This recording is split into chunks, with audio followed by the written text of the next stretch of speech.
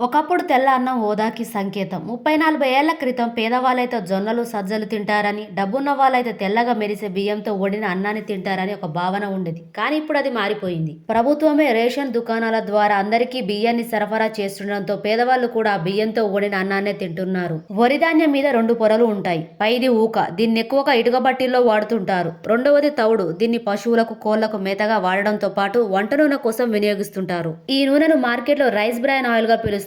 ఈ 2 పొరలు తొలగించాక మిగిలినది కేవలం కార్బోహైడ్రేట్ మాత్రమే. రుచి కోసం ఈ బియ్యాన్ని కూడా అతిగా పాలిష్ చేస్తున్నారు. బియ్యం గింజ ఎంత తెల్లగా మెరిస్తే, ఎంత సన్నగా ఉంటే అంత రుచిగా ఉండడంతో ఈ బియ్యాన్ని ఎక్కువగా తింటున్నారు. తెల్లన్నంతో పాటు గోధుమలు, రాగులు, జొన్నలు, సజ్జలు వంటి వాటిని ఏదో రూపంలో తీసుకుంటున్న వారిలో రాని విటమిన్ సమస్య కేవలం తెల్లన్నం తినే వారిలో వస్తుండడం డాక్టర్లు గమనించారు. అతిగా పాలిష్ చేసిన బియ్యాన్ని ఎక్కువసార్లు తింటున్న వారిలో థైమిన్ విటమిన్ లోపిస్తుంది. ముఖ్యంగా గర్భిణీల్లో ఇది కనిపిస్తుంది. ఈ థైమిన్ లోపం తల్లి నుంచి శిశువు కూడా సంక్రమిస్తుంది.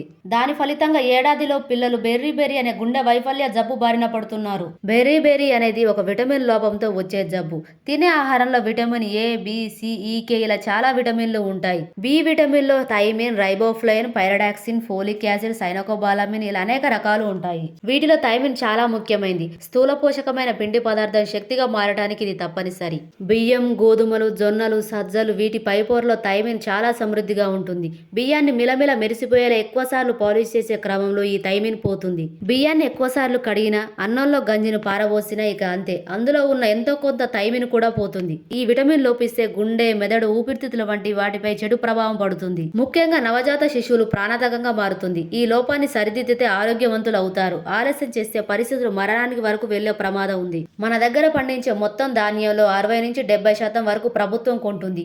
వాటిని మిల్లర్లకు మరాడించి బియ్యాన్ని సేకరిస్తుంది. తవుడు, పొర కనబడకుండా బాగా పాలిష్ చేసిన బియ్యాన్ని సరఫరా చేయాలని ప్రభుత్వ నిబంధనలో స్పష్టం చేశారు. బియ్యంలో ముఖ్యమైన విటమిన్లు లోపిస్తున్నాయని గుర్తించిన కేంద్ర ప్రభుత్వం తిరిగి వాటిలో విటమిన్లు కలిపే విధానాన్ని కొంతకాలంగా అమలు చేస్తోంది. బియ్యంలో ప్రభుత్వం vitamin B12, iron, folic acid కలిపి సరఫరా చేస్తుంది. ఆరోగ్యకరమైన బియ్యం పైపొరను తీసేది ప్రభుత్వమే, మళ్ళీ విటమిన్లు కలిపేది ప్రభుత్వమే. దీని వల్ల సమయం, డబ్బు వృధా అవుతుందని, దీనిపై ప్రభుత్వం ఒకసారి ఆలోచించాలని నిపుణులు కోరుతున్నారు. వరి ధాన్యంపై ఉండే పై పొరలన్నింటినీ పూర్తిగా తొలగించిన బాగా పాలిష్ చేసిన బియ్యాన్ని మనం అన్నంగా తింటున్నాం. దీని కారణంగా షుగర్ లెవెల్స్ నియంత్రణ కోల్పోయి డయాబెటీస్ వ్యాధి బారిన పడుతున్నారు. తల్లిపాలలో థైమిన్ లేకపోవడం వల్ల సంవత్సరంలో పిల్లలకు ఈ విటమిన్ లోపించి గుండె వైఫల్య జబ్బు బారిన పడుతున్నారు. వారిలో పల్మనరీ హైపర్ టెన్షన్ ఉంటుంది. వెంటనే డాక్టర్లు థైమిన్ ని ఇంజెక్షన్ రూపంలో ఇస్తారు. ఇచ్చిన 4 గంటల్లోనే పిల్లలు నార్మల్ స్టేజికి వచ్చేస్తారు. ఈ జబ్బు పూర్తిగా నయమవుతుంది. కానీ ఈ సమస్యను పెద్దవాళ్ళు గుర్తించలేని పరిస్థితిలో చాలా మంది పిల్లలు చనిపోతున్నారు. పిల్లల్లోనే కాదు, పెద్దవాళ్ళలో ఈ విటమిన్ లోపిస్తుంది. గర్భిణీలకు స్కానింగ్ చేసినప్పుడు పిండం గుండె పెద్దదిగా ఉన్నట్లు గుర్తించారు. వారికి థైమిన్ విటమిన్ మాత్రం ఇవ్వడంతో గుండె సాధారణ స్థితికి వచ్చింది. పెద్దవారిలో ఈ లోపం ఉంటే కాళ్ళవాపులు, కాళ్ల తిమ్మిర్లు, ఆయాసం, గుండె చుట్టూ నీరు చేరడం వంటి లక్షణాలు కనిపిస్తాయి. షాద్నగర్ కు చెందిన ఒక రైతు తన 2 ఎకరాల పొలంలో వరి ధాన్యాన్ని పండించి అందులో కొంత కుటుంబం కోసం వడ్లను మిల్లులో ఎక్కువసార్లు మరాడించి తెల్లగా మెరిసే బియ్యాన్ని వాడుతున్నారు. 8 నెలల కిందట వారికి బాబు పుట్టాడు. శిశువుకు శ్వాస సమస్య ఎదురవడంతో వైద్యుడిని సంప్రదించారు.